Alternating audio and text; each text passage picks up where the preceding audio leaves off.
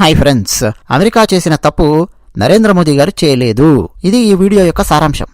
ఇందులో మనం సెప్టెంబర్ 11 దాడి తర్వాత అమెరికా ఏం చేసింది, ఆఫ్ఘనిస్తాన్లో ఎలా సమస్యలు తెచ్చుకుంది, అది మనం మాట్లాడుతున్నాం.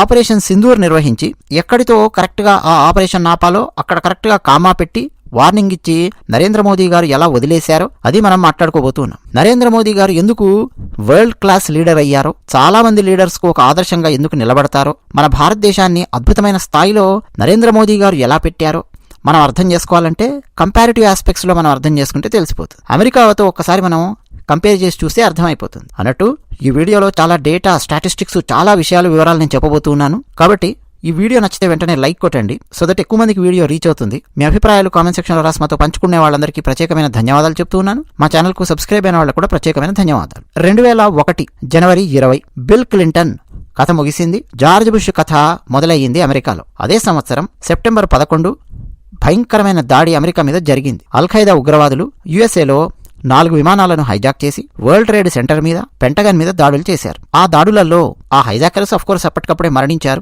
మొత్తం ఆ దాడుల్లో 2977 మంది అమెరికాలో అమాయకులు మరణించారు. ఈ దాడులకు నాయకత్వం వహించింది ఒసామా బిన్ లాడెన్.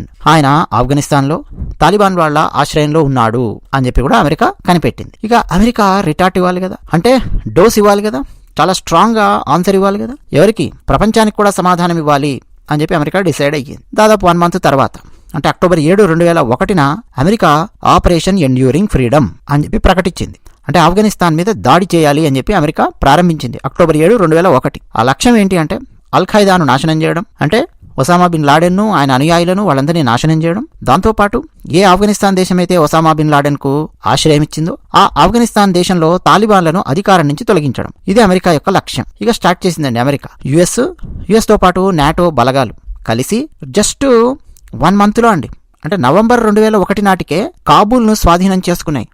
ఆఫ్ఘనిస్తాన్లో తాలిబాన్లను అధికారం నుంచి తొలగించేసే వితిన్ 1 మంత్ అండి బీభత్స భయానకమైన యుద్ధం చేసింది అమెరికా. మరి యుద్ధం చేసి ఒక దేశాన్ని తమ చేతుల్లోపలికి తీసుకున్న తర్వాత కథ అయిపోతుందా?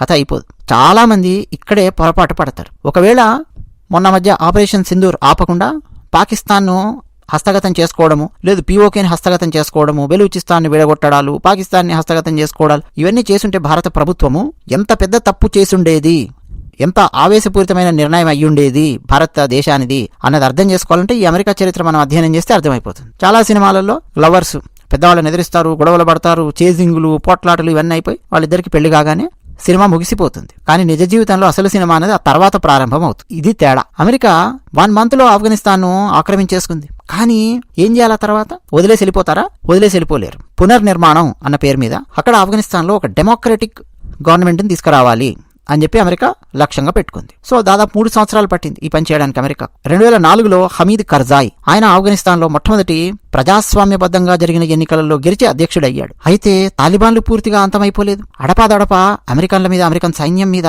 గెరిల్లా దాడులు చేయడం మొదలుపెట్టారు ఆఫ్ఘనిస్తాన్లో. సో అమెరికా వరుసగా తమ సైన్యాన్ని ఆఫ్ఘనిస్తాన్లో డిప్లాయ్ చేయడం మొదలెట్టింది. జస్ట్ నేను మీకు డేటా చెప్తాను. 2001లో అమెరికా 1300 మంది సైన్యాన్ని పంపించింది ఆఫ్ఘనిస్తాన్కు. వితిన్ 1 ఇయర్ 2002 వచ్చేసరికి 9700 మందిని అక్కడ డిప్లాయ్ చేయాల్సి వచ్చింది. ఆ తర్వాత సంవత్సరంలో 2003లో 13100 అమెరికన్ సైనికులను డిప్లాయ్ చేయాల్సి వచ్చింది. 2004 వచ్చేసరికి 20300 మంది అమెరికన్ సైనికులను డిప్లాయ్ చేయాల్సి వచ్చింది ఆఫ్ఘనిస్తాన్లో. మీరు అలా అలా అలా అలా అలా చూసుకుంటూ వెళ్తే 2010, 2011 వచ్చే సమయానికి అమెరికా 1,00,000 మందికి పైగా అమెరికన్ సైన్యాన్ని ఆఫ్ఘనిస్తాన్లో డిప్లాయ్ చేయాల్సి వచ్చింది. ఏది 2001లో వితిన్ 1 మంత్ యుద్ధం గెలిచిన తర్వాత అమెరికా పరిస్థితి ఏంటో చెప్తున్నాను. ఆ తర్వాత 10 సంవత్సరాలకు కూడా 1,00,000 మంది అమెరికన్ సైనికులు ఆఫ్ఘనిస్తాన్లో పనిచేయాల్సి వచ్చింది. ఎందుకని?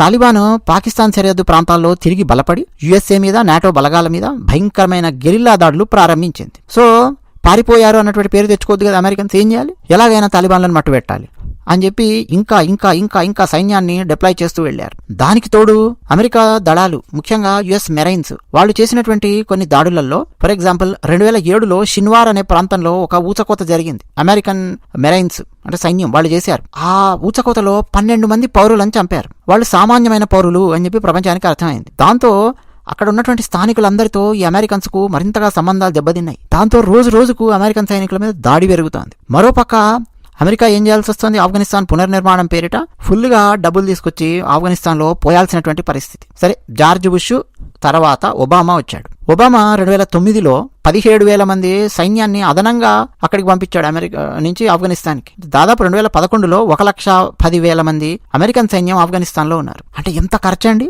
వాళ్ళ డిప్లాయ్మెంట్కి, వాళ్ళ ఫుడ్కి, వాళ్ళ అక్కడ తిరగడానికి ఫ్యూయల్కి కానీ, వాళ్ళకి కావాల్సిన ఆయుధాలు, మందుగుండు అవన్నీ సప్లై చేయడానికి కానీ, వాళ్ళకి మెడికల్ ఫెసిలిటీస్ కల్పించడానికి కానీ. ఏదో 1,10,000 మంది సైనికులను డిప్లాయ్ చేశారంటే ఏదో బార్డర్లో అక్కడ నించోబెట్టారన్నట్టు కాదు కదా. అక్కడ ఆఫ్ఘనిస్తాన్లో ఉన్నటువంటి అన్ని ప్రాంతాలలో ఈ సైన్యం ఉండాలి. అమెరికన్ సైన్యం అంటే వాళ్ళకి కావాల్సినవన్నీ కల్పించాలి కదా. సో ఆ డబ్బులన్నీ ఎక్కడి నుంచి వచ్చాయి? అమెరికన్ ట్యాక్స్ పేయర్స్ డబ్బు. సరే, మొత్తానికి operation Neptune spear Osama bin లాడెన్ని పైకి లేపే కార్యక్రమం చేసింది ఒబామా ఉన్నప్పుడే. మే 2, 2011 పాకిస్తాన్లోని అబాటాబాద్లో యుఎస్ స్పెషల్ ఫోర్సెస్ బిన్ లాడెన్ను పైకి పంపించాయి. అయిపోయింది అక్కడితో. అప్పటికి అమెరికా ఆఫ్ఘనిస్తాన్లో $500 బిలియన్ ఖర్చు పెట్టింది. ఏంటండి $500 బిలియన్ అంటే?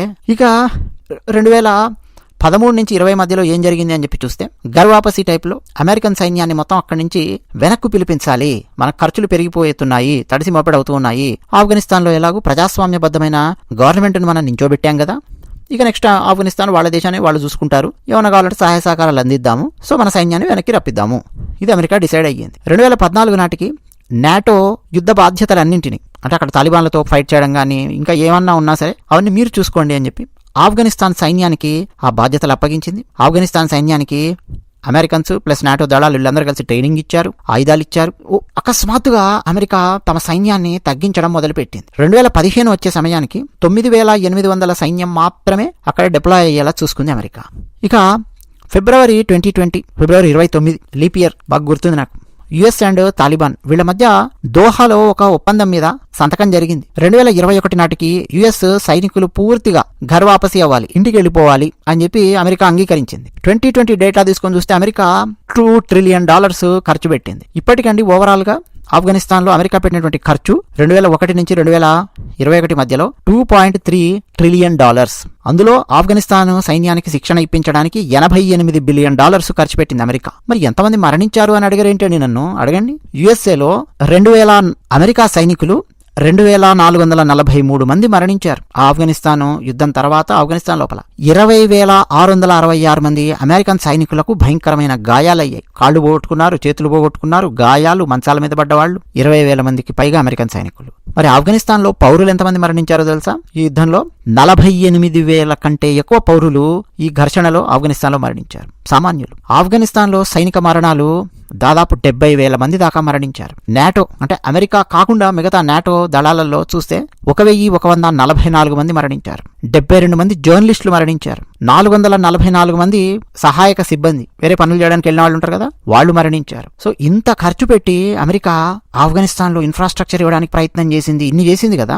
2021 నాటికి 95% ఆఫ్ఘనిస్తాన్ లో ఉన్న ఇళ్లు తగినంత ఆహారం కూడా లేనటువంటి పరిస్థితుల్లో ఉన్నాయి. మరి 20 ఏళ్ల పాటు ఏం చేసినట్టు అక్కడ అమెరికా? ఈ గొడవలో శరణార్థులండి. ఆఫ్ఘనిస్తాన్ నుంచి చాలా మంది పక్కనున్న పాకిస్తాన్కి పారిపోయారు. ఆ ఖైబర్ పంక్తుంకో అక్కడ ఆ కొండల నుంచి లోపలికి వెళ్ళిపోయారు. అలాగే ఇరాన్ లోపలికి కొంతమంది పారిపోయారు. పాకిస్తాన్ లో 1.4 మిలియన్ ఆఫ్ఘనిస్తానీలు శరణార్థులుగా వెళ్లారు. పక్కనున్న దేశానికి వెళ్ళిపోతారు కదా ఇమీడియట్ గా. 7,80,000 మంది ఆఫ్ఘనిస్తాన్లు ఇరాన్ కు శరణార్థులుగా వెళ్లారు. 2022 నాటికి 6 మిలియన్ల ప్రజలు కరువు బారిన పడ్డారు. జో బైడెన్ అధ్యక్షుడైన తర్వాత అంటే సెప్టెంబర్ 11, 2021 నాటికి పూర్తి ఘర్వాపసి చేసేశారు. ఆగస్టు 15, 2021 తాలిబాన్లు వచ్చి మళ్ళా కాబూల్ను స్వాధీనం చేసుకున్నారు. ఆఫ్ఘనిస్తాన్లో ఉన్నటువంటి ప్రజాస్వామ్య ప్రభుత్వం కుప్పగూలిపోయింది. అంటే ఏదైతే అమెరికా సాధించాలి అని చెప్పి అనుకుందో 20 సంవత్సరాల తర్వాత ఏం చేయాలి సాధించిందంటే మళ్ళీ 20 ఏళ్ల ముందు ఏ పరిస్థితి అయితే అక్కడ ఉందో అదే పరిస్థితి ఆఫ్ఘనిస్తాన్లో వచ్చి కూర్చుంది. ఆగస్టు 16, 2021 మీరు ఫొటోస్ పేపర్లలో చూడండి, వీడియోస్ చూడండి. ఆఫ్ఘనిస్తాన్లో ఉన్న కాబూల్ విమానాశ్రయంలో ఎంత గందరగోళం అండి. ఏ ఫ్లైట్ వెళ్ళిపోతుందో ఆ ఫ్లైట్ లోపలికి ఎక్కి పారిపోవాలని చెప్పి ఆఫ్ఘనిస్తాన్ సామాన్య ప్రజలు చూశారు. ఎందుకంటే అమెరికా వెళ్ళిపోతుంది అక్కడి నుంచి, డెమోక్రటిక్ గవర్నమెంట్ కుప్ప కూలిపోయింది. తాలిబాన్లు మళ్ళీ హస్తగతం చేసుకున్నారు. మళ్ళీ పాత పద్ధతులు అన్ని ప్రవేశపెడతారు. పతంగి ఎగిరేస్తే అంటే గాలిపటం ఎగిరేస్తే వాళ్ళని కొట్టడము, స్త్రీలు చదువుకోవడానికి వెళ్తే వాళ్ళని చంపడము, ఇక పాత పద్ధతులు తెలుసు కదా, అలా ఇంప్లిమెంట్ చేసే భయంకరమైన పరిస్థితి లోపలికి దేశం వెళుతోంది. ఆ టైంలో కూడా వేలాది మంది దేశం వదిలి వెళ్ళిపోయారు. ఆగస్టు 2021 నాటికి చూస్తే 6.7 మిలియన్ల మంది ఆఫ్ఘనిస్తాన్లు ఎక్సోడస్ అని చెప్పి అంటాం. ఎక్కడికి వెళ్ళిపోయారో తెలియదు. రకరకాల దేశాలకు పారిపోయిన వాళ్ళు, శరణార్థులుగా వెళ్ళిన వాళ్ళు, ఇదనమాట అమెరికా సాధించినటువంటిది. సో 20 ఏళ్లలో అమెరికా పెట్టినటువంటి ఖర్చు $2.3 ట్రిలియన్. ఇలా చెప్తే అర్థం కాదు కదా. మన ఇండియన్ కరెన్సీలో చెప్తే 170 లక్షల కోట్ల రూపాయలు ఖర్చు పెట్టింది. 1,00,000 కోట్లు 2,00,000 కోట్లు కాదండి, 170 లక్షల కోట్లు అన్ని రూపాయలు ఖర్చు పెట్టింది అమెరికా. మళ్ళా అందులో వడ్డీ ఖర్చు కూడా మనం యాడ్ చేసి చూడాలి. యుఎస్ ఈ యుద్ధాన్ని నిర్వహించడం కోసం అప్పులు తీసుకుంది. 2050 నాటికి వడ్డీ ఖర్చు మొత్తం కలిపి $6.5 ట్రిలియన్ చేరుతుంది అని చెప్పి ప్రపంచవ్యాప్తంగా ఉన్న పెద్ద పెద్ద ఆర్థిక సంస్థలు అంచనా వేశాయి. అమెరికాలో ఈ యుద్ధం యొక్క ఖర్చుల వల్ల జాతీయ రుణం విపరీతంగా పెరిగిపోయింది. 2001లో అమెరికాలో జాతీయ రుణం $5.8 ట్రిలియన్ ఉంటే 2020 వచ్చే టైంకి అమెరికాలో రుణం $28 ట్రిలియన్ కు చేరుకుంది. మెయిన్ ఇందులో ప్రధానమైనటువంటిది ఏంటంటే యుద్ధ ఖర్చు అండి. ఇదే $2.3 ట్రిలియన్ అమెరికా కనుక ఇతర రంగాల్లో పెట్టుబడి పెట్టుంటే ఆర్థిక వృద్ధి విపరీతంగా ఉండేది. అమెరికాలో $2 ట్రిలియన్ అంటే అమెరికాలో 40 మిలియన్ల మంది అమెరికన్లకు 10 సంవత్సరాల పాటు ఉచితంగా ఆరోగ్య బీమా అందించవచ్చు. ఆ డబ్బుతో 50 మిలియన్ల విద్యార్థులు అమెరికాలో చదువుకుంటున్నటువంటి వాళ్ళ కాలేజీ రుణాలు మొత్తం తీర్చేయచ్చు. అమెరికాలో రోడ్లు, వంతెనలు, రైల్వేలు ఒక రేంజ్లో ఆధునీకరించి ఉండేవాళ్ళు, R&Dకి పెట్టి ఉండేవాళ్ళు, కొత్త కొత్తవి కనుక్కొని ఉండేవాళ్ళు ఆ $2.3 ట్రిలియన్ కనుక ఉపయోగించుకుంటే. అవునా కదా? మరి ఏం చేసిందండి అమెరికా? ఆఫ్ఘనిస్తాన్ లోపల తమ సైనికులను పోగొట్టుకుంది. ఆ ఆఫ్ఘనిస్తాన్ని ఆక్రమించుకునేసరికి దాన్ని మళ్ళీ అక్కడ డెమోక్రటిక్ కంట్రీ చేయాలని చెప్పి ప్రయత్నము ఏం చేస్తారు? ఇప్పుడు అక్కడ ఆఫ్ఘనిస్తాన్లో ఎవరు అమెరికన్ సైనికులు లేరు, జీరో. ఇవన్నీ ఆలోచించాయండి. నరేంద్ర మోదీ గారు ఒక వరల్డ్ క్లాస్ లీడర్గా ఏం చేశారు? ఒరే మన ఇంటికి 4 పిచ్చి కుక్కలు వచ్చాయి, పోని మన మీద ఒక 4 దోమలు వచ్చి వాలే రక్తం పీల్చుతూ ఉన్నాయి, ఆ దోమల్ని కొట్టాలి, ఆ దోమల్ని చంపాలి. ఆ దోమల్ని మాత్రమే చెప్పకుండా ఆ దోమలు ఎక్కడి నుంచి వస్తున్నాయి అని చెప్పి చూస్తే మన గ్రామంలో ఉన్న అంత బాగానే ఉంది, కానీ ఆ పక్క గ్రామంలో ఆ బార్డర్లో ఒక పెంటకుప్పలాగా తయారయ్యింది. ఆ పెంటకుప్ప మీద నుంచి దోమలు వస్తున్నాయని చెప్పి అర్థం చేసుకున్నారు. వెళ్ళారు, ఫస్ట్ ఆ పెంటకుప్ప ఏదైతే ఉందో దాన్ని లేపేశారు. అక్కడి నుంచి పెంటకుప్ప లేపేసరికి దోమలకు ఎక్కడ ఉండాలి ఇప్పుడు అర్థం కావట్లేదు. దోమల్ని కంప్లీట్గా మనం ఎరాడికేట్ చేయలేం. దోమల్ని కంప్లీట్గా ఎరాడికేట్ చేయాలి అని అంటే ఇంకా సైంటిఫిక్గా చాలా రీసెర్చ్ జరగాలి. చాలా మంది మేధావులు తలలు పట్టుకుంటున్నారు. సేమ్ తీవ్రవాదం కూడా అలాంటిదే. ఆ పెంటకుప్పను అక్కడి నుంచి లేపేసింది అంతే. అంతవరకు ఆలోచించింది కానీ భారత ప్రభుత్వం ఆ పెంటకుప్పని ఎందుకు ఆ గ్రామంలో ఉన్న వాళ్ళు అక్కడ తయారు చేశారు? అసలు ఆ గ్రామస్తులది కదా తప్పు, ఆ గ్రామంలో ఉన్న సర్పంచ్ తప్పు, ఉప సర్పంచ్ తప్పు, ఆ గ్రామంలో ఉండే విలేజ్ సెక్రటరీ తప్పు. వీళ్ళందరినీ కూడా మనం లేపేయాలి, ఆ గ్రామాన్ని మొత్తం తగిలెట్టేయాలి, ఆ గ్రామాన్ని మొత్తం మనం హస్తగతం చేసుకుని ఆ తర్వాత అక్కడ పెంటకుప్ప లేకుండా ఏ విధంగా హ్యాండిల్ చేయాలో ఆ గ్రామాన్ని మనం చేసి చూపించాలి. ఈ రేంజ్లో వెళ్ళిందా? వెళ్ళలేదు భారత ప్రభుత్వం, నరేంద్ర మోదీ గారు వెళ్ళలేదు. కానీ అమెరికా వెళ్ళింది. వెళ్ళడం వల్ల ఏమవుతుంది? ఫుల్ రీసోర్సెస్ ఖర్చు అయ్యాయి. ఒక గ్రామాన్ని ఏదో బాగు చేయడానికి వెళ్ళడం కాదు కదా ఇక్కడ, ఒక పెద్ద దేశాన్ని. అసలు ఆ దేశం థియరీకి నీ దేశం థియరీకి చాలా చాలా తేడా ఉంది. నీదేమో క్యాపిటలిస్టిక్ కంట్రీ, డెమోక్రటిక్ కంట్రీ, అదేమో నిరంతరం యుద్ధాలలో ఆరితేరి షరియా లాలు ఇంప్లిమెంట్ చేస్తూ ఉన్నటువంటి అలాంటి దేశం ఆఫ్ఘనిస్తాన్ అండి. దాన్ని కూడా ఈ అమెరికా, రష్యా వీళ్ళందరూ కూడా వాడుకున్నారు ఫుల్. అదంతా మళ్ళీ వేరే చరిత్ర. 1980s 70sలోకి వెళ్ళట్లా నేను. పోనీ ఇమీడియట్ గా ఒసామా ఆయన చంపగలిగారా? చంపలేదు. ఎన్ని సంవత్సరాలు పట్టిందండి ఒసామాని చంపడానికి? దాదాపు 10 సంవత్సరాలు పట్టింది. 2001 సెప్టెంబర్ అమెరికా మీద దాడి జరిగితే మే 2, 2011 ఒసామాని చంపారు పాకిస్తాన్లో. పోనీ ఆయన ఒక్కడనే కాదు కదా, ఆయన చనిపోయాడంటే ఆయన తర్వాత మళ్ళీ రైట్ హ్యాండ్స్ వీళ్ళందరూ ఉంటారు కదండి, వాళ్ళందరూ కూడా చుట్టుపక్కల దేశాలలో ఉండి ఆశ్రయం తీసుకొని ఇంకా తయారు చేయడం మొదలెట్టారు. ఒకడినైతే 2022, 2023లోనో చంపారండి ఒకడిని, ఆ సెప్టెంబర్ 11 దాడిలో ఉన్నటువంటి వాడిని. సో మొన్న నరేంద్ర మోదీ గారు గనక పాకిస్తాన్ కాళ్లబేరానికి రాగానే సీజ్ ఫైర్ చెప్పకుండా మన భారతదేశంలో కనుక కొంతమంది రెచ్చగొట్టినట్టు ఏం కాదు, వాడిని చంపు, పాకిస్తాన్ కొట్టు, కుమ్మేయి, పీఓకే తీసుకొచ్చేయి, బెలూచిస్తాన్ని చీల్చే, వీళ్ళ రెచ్చగొట్టే మాటలన్నీ కనుక నరేంద్ర మోదీ గారు విని ఉంటే, నరేంద్ర మోదీ గారు ఆ డైరెక్షన్లో వెళ్ళుంటే భారతదేశపు ఆర్థిక వ్యవస్థ క్రమక్రమంగా కుప్పకూలిపోయి ఉండేది, పతనమయ్యి ఉండేది. మనం కొన్ని 100 మంది సైనికులను కోల్పోయి ఉండేవాళ్ళం. సరే, అటువైపు 1000 మంది చనిపోవచ్చు, మన వైపు 100 మంది చనిపోవచ్చు, బట్ కోల్పోయేవాళ్ళం కదా. అకస్మాత్తుగా ఒక 200 శవాలు వచ్చాయనుకోండి సైనికులు, వీళ్ళ మూడు మొత్తం మారిపోతుందండి. భారతదేశంలో ఎవడైతే రచ్చగొట్టి యుద్ధం చేయి అని చెప్పి నరేంద్ర మోదీని అన్నారో వీళ్ళ మూడు మారిపోతుంది. పెట్రోల్ ధర కాస్త $200, $300 వెళ్ళింది అనుకోండి, మళ్ళీ వీడే నరేంద్ర మోదీని రివర్స్లో తిడతాడు. యుద్ధం ఎక్కువ కాలం ప్రొలాంగ్ అయ్యింది అనుకోండి, చైనా వాడు పాకిస్తాన్ వాడికి ఆయుధాలు ఇస్తూ యుద్ధం ఎక్కువ ప్రొలాంగ్ అయ్యేటట్టు చేశారనుకోండి, ఇప్పుడు రష్యా ఉక్రెయిన్ వార్ లాగా. రష్యా ఆయుధ సంపత్తిలో మనకంటే చాలా స్ట్రాంగ్ గా ఉంటుంది, 2వ స్థానంలో ఉంటుంది ప్రపంచంలో రష్యా. ఆయుధాలు, సైనికులు, ఈ ర్యాంకింగ్ తీసుకుంటే మనం 4వ స్థానంలో ఉన్నాం. 2వ స్థానంలో ఉన్నటువంటి రష్యా కనీసం టాప్ 10లో కూడా లేనటువంటి ఉక్రెయిన్ అనే దేశంతో 3 సంవత్సరాల నుంచి పోరాటం చేస్తుంది. ఇంతవరకు ఆ యుద్ధం తెగలేదు, ముడిపడలేదు అన్నట్టుంది. మన భారతదేశంలో అలా కనుక చేస్తే ఊరుకుంటారా? రష్యాలోనేమో పుతిన్ ఒక్కడే అధ్యక్షుడు, ఆయన ఏం చెప్తే అది వినాల్సిందే. ఒక క్లోజ్డ్ కంట్రీ లాగా ఉంటాయి ఇవన్నీ, ఈ కమ్యూనిస్ట్ థాట్ ప్రాసెస్ ఉన్న కంట్రీస్. డెమోక్రటిక్ కంట్రీలో అది కుదురుతుందా? అందుకే అండి మోదీ గారు కరెక్ట్గా ఎవడైతే వచ్చాడో వాళ్లను కనిపెట్టండిరా అని చెప్పి మన సైన్యంలో కొంతమందిని అక్కడ పురమాయించారు. ఆ 4 ఎవడైతే ఉన్నాడో వాళ్ళని కనిపెట్టండి, ప్లస్ వాళ్ళని ఎవడు పంపించాడో వాళ్ళని కనిపెట్టండి. ఈలోపు మనం ఏం చేద్దాము, ఎక్కడైతే ఇలాంటి దోమలు తయారవుతూ ఉన్నాయో పెంటకుప్ప, ముందు ఆ పెంటకుప్పలను లేపేద్దామని చెప్పి ఆపరేషన్ సింధూర్ పెట్టి రాత్రికి రాత్రి వెళ్ళి ఫట్ ఫట్ ఫట్ ఫట్ ఫట్ ఫట్ అక్కడ ఉగ్రవాద యూనివర్సిటీ లాగా ఉన్నటువంటి 9 స్థావరాలను కరెక్ట్ ప్రెసిషన్తో కొట్టారు.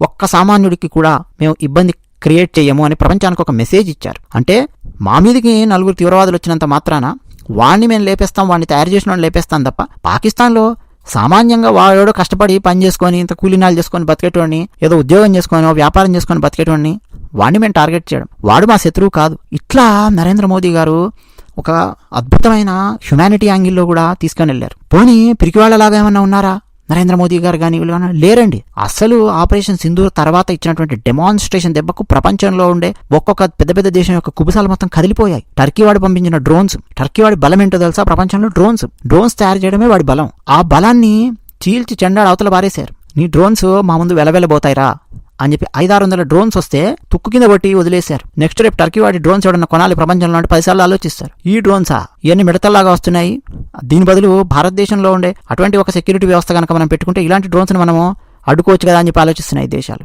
చైనా వాడు పాకిస్తాన్ వాడికి ఇచ్చినటువంటి దేశాలు టుప్పు తుస్సు ఇదనమాట. చాలా ఆయుధాలు పనికి రాకుండా అయిపోయాయి. అది ఒక డెమాన్స్ట్రేషన్ ఇచ్చాం మనం. అంటే వాడి దగ్గర ఉన్న ఆయుధాల కంటే మన దగ్గరనే శక్తివంతమైనవి. ఏదో పెద్ద దేశం కదా అని చెప్పి చైనా దానికి భయపడాల్సిన అవసరం లేదు. మా దగ్గర పర్ఫెక్ట్ ప్రెసిషన్తో కొట్టగలిగే అద్భుతమైన ఆయుధాలు ఉన్నాయి. అది డెమాన్స్ట్రేషన్ ఇచ్చాం మనం. పాకిస్తాన్ వాడికి డెమాన్స్ట్రేషన్ ఇచ్చాం.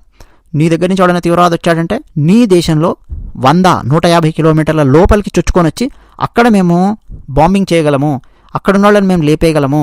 నీ దేశం లోపలికి మేము రావక్కర్లా, మా దగ్గరే కూర్చొని మేము జస్ట్ వర్క్ ఫ్రమ్ హోమ్, సైన్యం కూడా వర్క్ ఫ్రమ్ హోమ్. ఒక్క బటన్ నొక్కామంటే పాకిస్తాన్లో 150 కిలోమీటర్ల దూరంలో ఏ ఆఫీస్నైనా ఎవరినైనా మేము లేపేసామని చూపించాం. పాకిస్తాన్లోని ఏ మూలకైనా సరే మేము వెళ్ళగలం. మా దగ్గర ఆయుధాలు వెళ్ళగలవు, మా దగ్గర క్షిపణులు వెళ్ళగలవు. మూసుకొని కూర్చో, నీ పన్ను చూసుకో, నా జోలికి వచ్చావంటే ఊరుకోను నేను. ఈ డెమాన్స్ట్రేషన్ ఇచ్చాం. ఇన్ని చేసి నరేంద్ర మోదీ గారు పెద్ద యుద్ధం వైపుకి తీసుకెళ్లకుండా దాన్ని ఆపారండి. కొంతమంది పిచ్చి కుక్కలు ఆ ఇందిరాగాంధీ ఏది ఆ 50 ఏళ్ల క్రితం 20th సెంచరీ పాతబడిపోయినటువంటి 20th సెంచరీ లాజిక్లు అవన్నీ పట్టుకొని వచ్చి యుద్ధం చేయాల్సింది, పిఓకేని చేయాల్సింది అంటున్నారు. పిఓకేని విడగొట్టారనుకోండి, అందులో ఉండే దాదాపు 1 కోటి మంది దాకా ఉన్నారు. ఇప్పుడు ఆ 1 కోటి మందిని ఏం చేయాలండి? వాళ్ళందరూ భారతదేశంలో కలుస్తారు. ఇప్పుడు వాళ్ళకి భారతీయ సిటిజన్షిప్ వస్తుంది. వాడిని ఎట్లా హ్యాండిల్ చేస్తావు?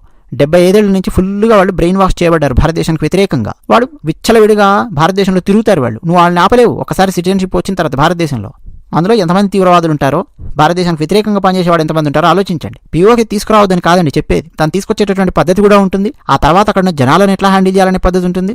చాలా కాంప్లెక్స్ సిచ్యువేషన్ అనమాట అదంతా కూడా. ఒకప్పట్లాగా జస్ట్ యుద్ధాలు జరిగాయి, ల్యాండ్ యాడ్ చేసుకున్నాము అంటే కుదరదు. ల్యాండ్ గ్రాబింగ్లు చేస్తాము 20th సెంచరీ లాగా, సెకండ్ వరల్డ్ వార్ లాగా అంటే కుదరదు. ఇప్పుడున్న గేమ్ వేరు, ఇప్పుడున్న ఈక్వేషన్ వేరు. అమెరికా చేసినటువంటి ఆ యుద్ధం, ఆఫ్ఘనిస్తాన్ యుద్ధం వల్ల ఆఫ్ఘనిస్తాను నష్టపోవడము ఒక పక్కన పెడితే, అద్భుతంగా ప్రోగ్రెస్ అయ్యి ముందుకొచ్చినటువంటి అమెరికా అంతకంటే ఎక్కువ నష్టపోయింది. అప్పుల పాలై కూర్చుంది ఈరోజు అమెరికాకు అర్థం కాలేదు కరెక్ట్గా దాన్ని ఎక్కడ ఆపాలి అనేది అర్థం కాలేదండి. యుద్ధం మొదలవుతుంది కానీ దాన్ని ఎక్కడ ఆపాలి అనేది చాలా కష్టం అవుతుంది. మోదీ గారు కరెక్ట్గా వాడు కాళ్ళబేరానికి రాగానే ఒక వార్నింగ్ ఇచ్చి, ఇదిగో ఆపుతున్నా నేను. ఎందుకు ఆపుతున్నా నేను? నువ్వు కాళ్ళబేరానికి వచ్చావు కాబట్టి. అది కూడా వార్నింగ్ ఇచ్చి ఆపుతున్నాను అని చెప్పారు. కామా పెడుతున్నాను అన్నారు. ఇప్పటికీ సింధు జలాల ఒప్పందం రద్దు అలాగే ఉందండి. ఇంకా పాకిస్తాన్కి నీళ్లు ఇవ్వట్లా, ఇంకా పాకిస్తాన్ వాడికి వీసాలు లేవు. వాళ్ళకి ఏమన్నా ప్రాబ్లం వచ్చినా మెడికల్ హెల్ప్ కోసం మన భారతదేశానికి వస్తూ ఉంటారు. ఇప్పుడు వాడు ఎవడు రాలేడు అంత ఈజీగా. మోదీ గారండి ఒక స్టేట్స్మెన్ అన్నట్టు నేను మీకు ఫస్ట్ ఒక స్టేట్మెంట్ ఇచ్చాను. అమెరికా వర్సెస్ మోడీ అని మాట్లాడాను. జనరల్ గా అమెరికా వర్సెస్ భారత్ అని మాట్లాడాలి కదా. అమెరికా వర్సెస్ మోదీ అని చెప్పి ఎందుకు మాట్లాడాను చెప్పండి? ఎందుకో తెలుసా? అమెరికాలో 2001 నుంచి ఆ సెప్టెంబర్ 11 దాడి జరిగినప్పటి నుంచి ఇప్పటివరకు చూసుకుంటే మొత్తం 4 ప్రెసిడెంట్స్ వచ్చారండి. ఒకరు George Bush, 2 Obama, Donald Trump, Biden. 4 presidents కలిసి పెట్టినటువంటి ఖర్చు $2.3 ట్రిలియన్. అన్ని మరణాలు, అంతంతమంది దేశం వదిలి వెళ్ళడాలు, అమెరికన్ అప్పుల ఊబిలోకి నెట్టడాలు. సరే, ఒక ప్రెసిడెంట్ ఏమో యుద్ధం ఆపుదామరా, యుద్ధం వెనక్కి తీసుకొద్దాం, ఇట్లా ఆలోచించుండొచ్చు. బట్ ఓవరాల్ గా ఈ 4 ప్రెసిడెంట్స్ చేసినటువంటి పని. భారతదేశంలో ఒక్క నరేంద్ర మోదీ గారే కదా. మీరు ఆలోచించండి. ఊరి దాడి జరిగినప్పుడు కూడా వెళ్లి సర్జికల్ స్ట్రైక్స్ చేసి ఎవడైతే చేశాడో వాడిని లేపేశారు. పుల్వామా మీద దాడి జరిగినప్పుడు, పుల్వామా అయ్యాక బాలాకోట్ మీదకి వెళ్ళి సర్జికల్ స్ట్రైక్స్ చేసి ఎవడెవడైతే చేశాడో 300 మంది తీవ్రవాదులు లేపేసి వచ్చేసారు. అంటే ప్రతిసారి నరేంద్ర మోదీ గారు ఎట్లా చేస్తున్నారు? ఒక ఆపరేషన్ లాగా నిర్వహించి వార్నింగ్ ఇచ్చి కొట్టి వదిలేస్తున్నారు.